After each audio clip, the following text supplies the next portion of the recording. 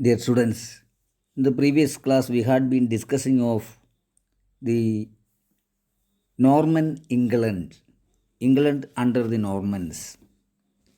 As we know that after the Danes, it was the Normans who ruled England, and Normans were responsible for implementing or systematizing feudalism in England. ജന്മിത്ത സമ്പ്രദായത്തെ സിസ്റ്റമാറ്റിക്കായി ഇംഗ്ലണ്ടിൽ അവതരിപ്പിച്ചത് Norman's ആയിരുന്നു. So we had discussed what feudalism is, and today we discuss of manorial system. Feudalism is a concept, but it was implemented in the practical life through manorial system.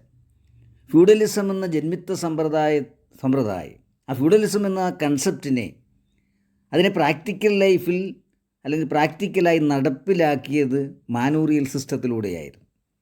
The manors were the local agency by which the Normans enforced their feudal arrangement.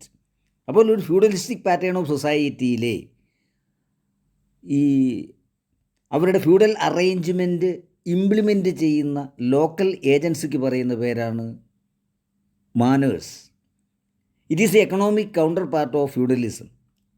അപ്പോൾ feudalism എന്ന കൺസെപ്റ്റിനെ പ്രാവർത്തികമാക്കി നടപ്പിലാക്കുന്ന ആ local ഏജൻസിയാണ് manors. A manor included one or more villages. അപ്പോൾ ഒരു manor എന്ന് വെച്ചാൽ ഒന്നോ രണ്ടോ ഗ്രാമങ്ങൾ ചേർന്നതായിരിക്കും. It was a property of a single lord. ഒരു പ്രഭുവിൻ്റെ കീഴിലുള്ള ഒന്നോ അതിലധികമോ ഗ്രാമങ്ങൾ ചേർന്നതാണ് ഒരു മാനർ എന്ന് പറയും. The land of the owner manor was divided into two parts as the Lord's domain called the demesnes and the peasants' holding. അപ്പോൾ ഒരു മാനർ എന്നാൽ ഒന്നോ ഒന്നിലധികമോ ഗ്രാമങ്ങൾ ചേർന്ന ഒരു പ്രഭുവിൻ്റെ കീഴിലുള്ള ഭൂമിക്ക് പറയുന്ന പേരാണ് മാനർ. അതിനെ രണ്ട് ഭാഗങ്ങളായിട്ട് തരംതിരിച്ചിട്ടുണ്ടായിരുന്നു. ഒന്ന് ലോർഡ്സ് ഡൊമെയിൻ, അതായത് പ്രഭുവിൻ്റെ സ്വത്ത്, called demesnes, and the peasants holding, പ്രഭു കർഷകർക്കായി പാട്ടത്തിന് നൽകുന്ന ഭൂമിയും തൻ്റേതായി തന്നെ സൂക്ഷിക്കുന്ന ഭൂമിയും, അങ്ങനെ രണ്ടായിട്ട് തരംതിരിച്ചിട്ടുണ്ടായിരുന്നു ഓരോ മാനറും. The lord's land was worked by the villagers. പ്രഭുവിൻ്റെ ഭൂമിയും കൃഷി ചെയ്തിരുന്നത്, അവിടെയും പണി ചെയ്തിരുന്നത് ഗ്രാമവാസികൾ തന്നെയായിരുന്നു. The lord's domain was divided into 3 parts. അങ്ങനെ പ്രഭുവിൻ്റെ ഭൂമി മൂന്നായിട്ട് മറ്റൊരു രീതിയിൽ ഡിവൈഡ് ചെയ്തു. ഒന്ന് എയറബിൾ ലാൻഡ്, രണ്ട് meadow land and waste land. അങ്ങനെ the arable land was cultivated on 3 field system. അങ്ങനെയുള്ള എയറബിൾ ലാൻഡ്, കൃഷി ചെയ്യുന്ന ഭൂമി, അതിനെ മൂന്നായിട്ട് വീണ്ടും തരംതിരിക്കുകയാണ്. It was divided into 3. 1 part was cultivated with wheat, 1 with barley, and the third was a fallow which was ploughed but did not cultivate anything so as to give the land rest after 2 years of crop production. അപ്പോൾ പ്രഭുവിൻ്റെ ഭൂമിയെ മൂന്നായിട്ട് divide ചെയ്യും. അതിലൊരു ഭൂമി wheat കൃഷി ചെയ്യുവാൻ, ഗോതമ്പ് കൃഷി ചെയ്യുവാനും, മറ്റൊരു പാർട്ട് ബാർലി കൃഷി ചെയ്യുവാനും, മൂന്നാമത്തെ പാർട്ട് വെറുതെ ഇടുകയാണ് ചെയ്യുക.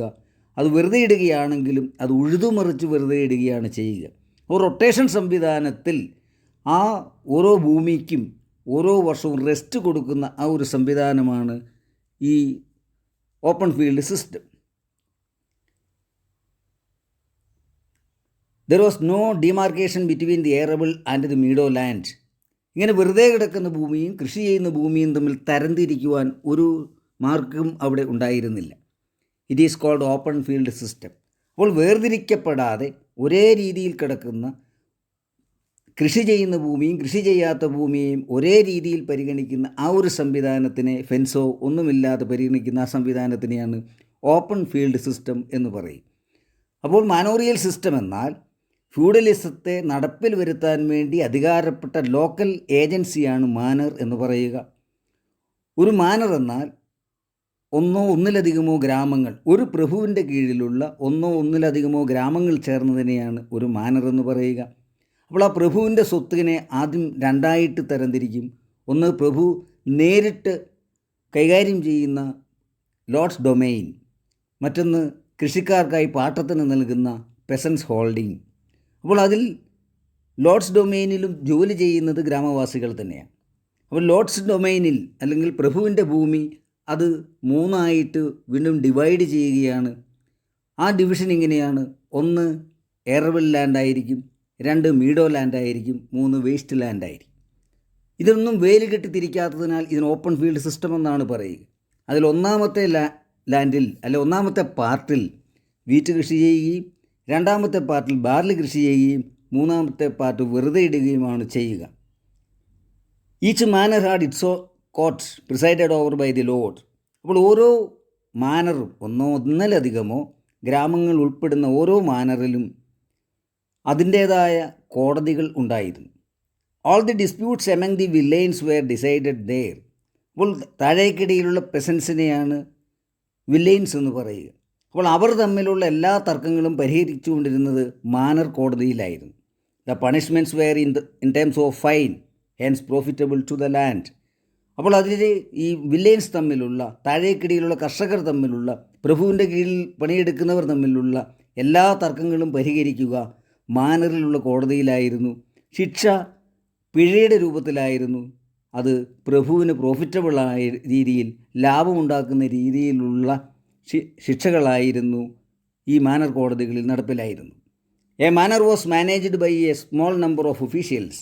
നമ്മൾ കൊണ്ട് ഫ്യൂഡലിസത്തെ നടപ്പിൽ വരുത്തുന്ന ഫ്യൂഡലിസത്തിൻ്റെ എക്കണോമിക് കൗണ്ടർ പാർട്ടിനെയാണ് മാനർ എന്ന് പറയുക. ആ മാനർ മാനേജ് ചെയ്യുന്നതിനായി ഒരു കൂട്ടം ഉദ്യോഗസ്ഥർ നിയമിക്കപ്പെട്ടിട്ടുണ്ടായിരുന്നു. A lord with many manors would employ a steward. അപ്പോൾ ഒന്നിലധികം മാനറുകളുടെ ഉടമസ്ഥനായിട്ടുള്ള പ്രഭു ആ മാനറുകൾ കൈകാര്യം ചെയ്യുന്നതിന് വേണ്ടി അവിടെ ഫ്യൂഡലിസം കൃത്യമായി നടപ്പിലാക്കപ്പെടുന്നുണ്ട് എന്ന് ഉറപ്പുവരുത്തുന്നതിനായി അദ്ദേഹം നിയമിക്കുന്ന ഒരു ഉദ്യോഗസ്ഥൻ്റെ പേരായിരുന്നു steward, who would supervise them all. ഈ മാനേഴ്സ് എല്ലാം കൈകാര്യം ചെയ്യുന്ന, മേൽനോട്ടം നടത്തുന്ന ആ ഒരു ഉദ്യോഗസ്ഥനായിരുന്നു സ്റ്റെവാർഡ് എന്ന പേരിൽ അറിയപ്പെട്ടിരുന്നത്. Each manor would have a bailiff who attended to the details of administration. അതോടൊപ്പം മറ്റൊരു ഉദ്യോഗസ്ഥനായിരുന്നു ബെയിലിഫ് എന്ന് പറയുക. അത് ആദ്യത്തെയാൾ മേൽനോട്ടം വഹിക്കുമ്പോൾ ഭരണപരമായ ചുമതലകൾ നിർവഹിക്കുന്നയാളായിരുന്നു bailiff. The reeve was elected by the tenants to keep accounts of the performance of each man. അതോടൊപ്പം ഈ ടെനൻസ് ആയിട്ടുള്ള അല്ലെങ്കിൽ കർഷകരായിട്ടുള്ളവർ തിരഞ്ഞെടുക്കുന്ന മറ്റൊരു ഉദ്യോഗസ്ഥനായിരുന്നു റീവി. അദ്ദേഹമായിരുന്നു ഈ ഫ്യൂഡൽ ഡ്യൂസിനെ സംബന്ധിച്ച മുഴുവനായ അക്കൗണ്ടുകളും മാനേജ് ചെയ്തിരുന്നയാൾ. The tenants in a manor were of different classes and different social status. അപ്പോൾ ഈ കർഷകരായിട്ടുള്ളവർക്കും സാമൂഹിക സ്റ്റാറ്റസ് വ്യത്യസ്തമായിരുന്നു. അപ്പോൾ ഒരു മാനറിൽ തന്നെ പല സ്റ്റാറ്റസിലുള്ള പെസൻസ് ഉണ്ടായിരുന്നു. അപ്പോൾ ഇതാണ് മാനൂറിയൽ സിസ്റ്റം. എന്നാൽ ഫ്യൂഡലിസത്തിൻ്റെ എക്കണോമിക് കൗണ്ടർ പാർട്ടാണ് മാനൂറിയൽ സിസ്റ്റം. അതായത് ഒരു പ്രഭുവിൻ്റെ കീഴിലുള്ള ഒന്നോ രണ്ടോ അല്ലെ ഒന്നിലധികമോ ഗ്രാമങ്ങൾ ഉൾക്കൊള്ളുന്നതിനെയാണ് മാനർ എന്ന് പറയുക. ആ മാനറിൽ 2 തരത്തിലുള്ള ലാൻഡ് ഉണ്ടായിരുന്നു. ഒന്ന് ലോർഡ്സ് ഡൊമൈൻ, പ്രഭുവിൻ്റെ സ്വന്തം ആവശ്യത്തിനുള്ള ഭൂമിയും, മറ്റൊന്ന് പെസൻസ് ഹോൾഡിങ്ങും, കർഷകർക്ക് പാട്ടത്തിന് കൊടുത്ത ഭൂമി.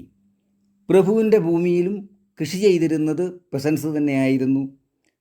അതുപോലെ തന്നെ ആ പ്രഭുവിൻ്റെ ഭൂമിയെ 3ആയിട്ട് തരംതിരിച്ചിരുന്നു. അതൊരു ഓപ്പൺ ഫീൽഡ് സിസ്റ്റമായിരുന്നു. ആ ഓപ്പൺ ഫീൽഡ് സിസ്റ്റത്തിൽ ഒരു പ്രഭുവിൻ്റെ ഭൂമി 3 പാർട്ടാക്കി മാറ്റും. ഒരു പാർട്ടിൽ വീറ്റ് കൃഷി ചെയ്യുകയും മറ്റൊരു പാർട്ടിൽ ബാർലി കൃഷി ചെയ്യുകയും മൂന്നാമത്തെ പാർട്ട് ഉഴുതുമറിച്ച് വെറുതെ ഇടുകയും ചെയ്യുമായിരുന്നു. To regain its lost fertility. അതിൻ്റെ ഫലഭൂയിഷ്ഠത വീണ്ടെടുക്കുന്നതിന് വേണ്ടി ഓരോ വർഷം ഇത് വെറുതെ ഇടുന്ന, അങ്ങനെ ഇത് റൊട്ടേഷൻ സംവിധാനത്തിൽ വരുമ്പോൾ ഈ വർഷം കൃഷി ചെയ്തിരുന്ന സ്ഥലത്ത് അടുത്ത വർഷം കൃഷിയില്ലായി. അപ്പോൾ അങ്ങനെ ഒരു 3 വർഷത്തിൽ ഒരിക്കൽ ഓരോ പാർട്ടിനും റെസ്റ്റ് കിട്ടുന്ന രീതിയിലുള്ള ഒരു സംവിധാനമായിരുന്നു ആ കാലഘട്ടത്തിൽ ഉണ്ടായിരുന്നത്. അതിനെയാണ് ഓപ്പൺ ഫീൽഡ് സിസ്റ്റം എന്ന് പറയുക. Now let us see the line of kings who ruled England after Normans, England under the Angevins. The Norman rule came to an end with Stephen's anarchy, and Henry II, the Count of Anjou, succeeded Stephen. അപ്പോൾ നോർമൻസിൻ്റെ ഭരണം സ്റ്റീഫൻ്റെ അനാർക്കിയോടുകൂടി, അരാജകത്വത്തോടുകൂടി അവസാനിക്കുകയും Anjou എന്ന പ്രവിശ്യയിലെ പ്രഭുവായ Henry second England ഭരിക്കുകയും ചെയ്തു. Hence the line of kings beginning with Henry second has come to be known as the Angevins. അപ്പോൾ നോർമൻസിന് ശേഷം ഹെൻറിയുടെ ഭരണകാലഘട്ടത്തിൽ ആഞ്ചുവിലെ പ്രഭുവായ ഹെൻറിയുടെ ഭരണകാലഘട്ടം തുടങ്ങിയുള്ള രാജവംശം അറിയപ്പെടുക ആഞ്ചുവിൻസ് എന്നാണ്. Anjou was a province in France like Normandy. നോർമാൻഡിയെ പോലെ തന്നെ ഫ്രാൻസിലെ ഒരു പ്രവിശ്യയായിരുന്നു ആഞ്ചു.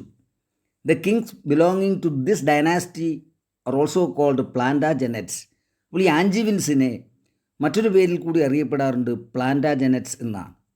The rule of Plantagenets witnessed the evolution of Parliament, the development of the English law and law courts, and the growth of universities and the fusion of English and the French. അപ്പോൾ ആഞ്ചുവിൻസിൻ്റെ കാലഘട്ടം നിരവധി പരിഷ്കരണങ്ങൾക്ക് വിധേയമായ ഒരു കാലഘട്ടമാണ്. നോർമാൻഡിയെ പോലെ ഫ്രാൻസിലെ ഒരു പ്രവിശ്യയിൽ നിന്നും വന്ന് ഭരണം സ്ഥാപിച്ച രാജവംശമാണ് ആഞ്ചുവിൻസ്. അപ്പോൾ അവരുടെ കാലഘട്ടത്തിൽ ഈ ആഞ്ചുവിൻസ് തന്നെയാണ് പ്ലാന്റാജെനറ്റ്സ്. അപ്പോൾ അവരുടെ കാലഘട്ടത്തിൽ ഇംഗ്ലണ്ട് ഒരുപാട് മാറ്റങ്ങൾക്ക് വിധേയമായി. അവിടെ നമ്മൾ കാണാൻ സാധിക്കും ദി എവല്യൂഷൻ ഓഫ് പാർലമെൻറ്റ്. അപ്പോൾ പാർലമെൻറ്റ് എന്നൊരു സംവിധാനം, ജനാധിപത്യ സംവിധാനം, അത് നിലവിൽ വരുന്ന ഒരു കാലഘട്ടത്തിലേക്ക് ഉള്ള ഒരു തുടക്കം ഈ ആഞ്ചുവിൻസിൻ്റെ കാലഘട്ടമാണ്. The development of English law and law codes, അതോടൊപ്പം നിയമ സംവിധാനങ്ങൾ വളരെയധികം പുരോഗമിക്കുന്നതായിട്ട് കാണാം ആഞ്ചുവിൻ ഭരണകാലഘട്ടത്തിൽ. And the growth of universities and the fusion of English and the French, അതുപോലെ തന്നെ ഫ്രഞ്ച് ഇംഗ്ലീഷ് ഭാഷകളുടെ ഒരു ഫ്യൂഷനും അതോടൊപ്പം യൂണിവേഴ്സിറ്റികളുടെ വളർച്ചയുമെല്ലാമുള്ള നിരവധി പരിഷ്കരണങ്ങൾക്ക് വിധേയമാക്കപ്പെട്ട ഒരു കാലഘട്ടമാണ് ആഞ്ചുവിൻസിൻ്റെ അഥവാ പ്ലാന്റാജെനറ്റ്സിൻ്റെ ഭരണകാലഘട്ടം. The most important democratic institution parliament evolved at this time. ലോകത്തിലെ ഏറ്റവും ശക്തമായ ജനാധിപത്യ സംവിധാനമെന്ന് പറയുന്ന പാർലമെൻറ്റ് ഈ കാലഘട്ടത്തിലാണ് രൂപീകൃതമായത്. The famous Magna Carta was signed at this period by King John, which is a step towards the formation of a limited or constitutional monarchy. ലോക ചരിത്രത്തിലെ ഏറ്റവും പ്രധാനപ്പെട്ട രേഖയായ മാഗ്ന കാർട്ട 1215 ഒപ്പുവയ്ക്കപ്പെട്ട മാഗ്ന കാർട്ട ജനാധിപത്യത്തിൻ്റെ അടിസ്ഥാനശിലയെന്നാണ് അറിയപ്പെടുക. ആ മാഗ്ന കാർട്ടയിലൂടെ പരിമിതമായ രാജവാഴ്ച അഥവാ കോൺസ്റ്റിറ്റ്യൂഷണൽ മൊണാർക്കി, ഭരണഘടനാപരമായ ഒരു രാജവാഴ്ച ഇംഗ്ലണ്ടിൽ ഉണ്ടാക്കപ്പെടുന്നത് ആഞ്ചുവിൻ ഭരണകാലഘട്ടത്തിൽ. അപ്പോൾ അതുവരെ ഉണ്ടായിരുന്ന രാജവാഴ്ച എന്നാൽ അബ്സല്യൂട്ട് മൊണാർക്കിയാണ്. അബ്സല്യൂട്ട് മൊണാർക്കിയിൽ നിന്ന് മാറി പരിമിതമായ രാജവാഴ്ചയിലേക്ക് മാറ്റപ്പെടുകയും പാർലമെൻറ്റിന് അധികാരം ലഭ്യമാക്കപ്പെടുകയും ചെയ്യുന്ന ജനാധിപത്യ പ്രക്രിയയുടെ ഒരു തുടക്കം ആഞ്ചുവിൻ ഭരണകാലഘട്ടത്തിലാണ്. The Plantagenets puts an end to feudal anarchy. അപ്പോൾ ഫ്യൂഡലിസം എന്ന നോർമൻസിൻ്റെ കാലഘട്ടത്തിൽ ശക്തമായിട്ട് നിന്ന ജന്മിത്വ സമ്പ്രദായത്തിന് ഒരു അറുതി ഉണ്ടാക്കപ്പെടുന്നത് ആഞ്ചുവിൻ ഭരണകാലഘട്ടത്തിലാണ്. It is true that the Angevins were despots but were gradually transformed into constitutional monarchs enjoying the support of the English people. ഒരു കാര്യം സത്യമാണ്, ആഞ്ചുവിൻസും ഡെസ്പോട്സ് തന്നെയായിരുന്നു, സ്വേച്ഛാധിപതികൾ തന്നെയായിരുന്നു. പക്ഷേ but were gradually transformed into, ക്രമേണ അവർ ട്രാൻസ്ഫോം ചെയ്യുകയാണ് ഇൻ ടു കോൺസ്റ്റിറ്റ്യൂഷണൽ മൊണാർക്സ്. പരിമിതമായ രാജവാഴ്ചയിലേക്ക് അല്ലെങ്കിൽ ഭരണഘടനാപരമായ രാജവാഴ്ചയിലേക്ക് അവർ പിന്നീട് ഗ്രാജുവലായിട്ട് ട്രാൻസ്ഫോം ചെയ്യുകയാണ്, മാറ്റപ്പെടുകയാണ്. Enjoying the support of the English people. അപ്പോൾ ഇംഗ്ലീഷ് ജനങ്ങളുടെ വിശ്വാസത്തിലെടുത്തുകൊണ്ട് ഇംഗ്ലീഷ് ജനങ്ങളുടെ സപ്പോർട്ടോടുകൂടി അബ്സല്യൂട്ട് മൊണാർക്സ് ആയിരുന്ന ആഞ്ചുവിൻസ് പിൽക്കാലഘട്ടത്തിൽ ഭരണഘടനാപരമായ രാജവംശമായി രാജവാഴ്ച നടത്തുന്നവരായിട്ട് മാറ്റപ്പെടുന്നു ഇംഗ്ലീഷ് ജനങ്ങളുടെ സപ്പോർട്ടോടുകൂടി തന്നെ. Henry's quarrel with the church. The quarrel between the state and the church is not altogether new to England. നമുക്കറിയാം സഭയും അധികം രാജവാഴ്ചയും ഇതെപ്പോഴും അല്ലെങ്കിൽ സ്റ്റേറ്റും ഇത് തമ്മിൽ എപ്പോഴും ഒരു തർക്കം എല്ലാ കാലഘട്ടത്തിലും ഇംഗ്ലണ്ടിലുണ്ടായിരുന്നു. Almost all the Norman rulers quarrelled with the church over certain issues. നോർമൻസിൻ്റെ ഭരണകാലഘട്ടത്തിൽ സഭയുമായി ഭരണകർത്താക്കൾ നിരന്തരമായ തർക്കങ്ങളിൽ ഏർപ്പെട്ടതായിട്ട് നമുക്ക് കാണുവാൻ സാധിക്കും. The church was undoubtedly the most powerful institution of the middle ages. സഭയെന്ന് പറഞ്ഞാൽ മധ്യകാലഘട്ടത്തിൽ ഏറ്റവും ശക്തമായ സംവിധാനമായിരുന്നു, ഏറ്റവും ശക്തമായ ഇൻസ്റ്റിറ്റ്യൂഷനായിരുന്നു. The church possessed vast lands and money made them very strong. ഒരു സഭയ്ക്ക് വലിയ രീതിയിലുള്ള ഭൂസ്വത്തുണ്ടായിരുന്നു. ആ ഭൂസ്വത്തിലൂടെ ലഭ്യമായ പണം അവരെ പവർഫുള്ളാക്കി മാറ്റിയിരുന്നു. The clergy and bishops were feudal lords and the king had no control over them. ശരിക്കും ക്ലർജി, പുരോഹിത വർഗവും ബിഷപ്പുമാരുമെല്ലാം ഫ്യൂഡൽ ലോഡ്സ് തന്നെയായിരുന്നു, ജന്മികൾ തന്നെയായിരുന്നു. രാജാവിന് അവരുടെ മേൽ യാതൊരു നിയന്ത്രണവും ഉണ്ടായിരുന്നില്ല. അപ്പോൾ ഒരു രാജവാഴ്ചയ്ക്കുള്ളിലെ അതിശക്തമായ മറ്റൊരു ഭരണ സംവിധാനമായി സഭ മാറുന്ന ഒരു കാലഘട്ടമാണ് മിഡിൽ ഏജസ് എന്ന് പറയുക. They were exempted from paying many taxes which the laymen paid. സഭാവിശ്വാസികളായ സാധാരണ വിശ്വാസികൾ കൊടുക്കേണ്ട നിരവധിയായിട്ടുള്ള നികുതികളിൽ നിന്നും ഈ ക്ലർജി വിഭാഗം, ഈ പുരോഹിത വർഗം എക്സംപ്റ്റ് ചെയ്യപ്പെട്ടിരുന്നു, ഒഴിവാക്കപ്പെട്ടിരുന്നു. The bishops were another independent government within the government of the king. ശരിക്കും ബിഷപ്പുമാർ എന്നാൽ രാജ്യത്തെ ഭരിക്കുന്ന രാജാവിന് കീഴിലുള്ള മറ്റൊരു ഭരണാധികാരി എന്ന് വേണം. ഈ ഒരു ഇൻഡിപെൻഡൻറ്റ് ഗവൺമെൻറ്, ഒരു സ്വതന്ത്രമായ ഭരണ സംവിധാനമുള്ള ശക്തമായ ഒരു ഇൻസ്റ്റിറ്റ്യൂഷനായി ക്ലർജി വിഭാഗത്തെ അല്ലെങ്കിൽ ചർച്ചിനെ, സഭയെ നമുക്ക് കാണാൻ വേണ്ടി സാധിക്കും ആ കാലഘട്ടം. Henry second was a great lover of justice and wanted to establish the supremacy of law over all citizens.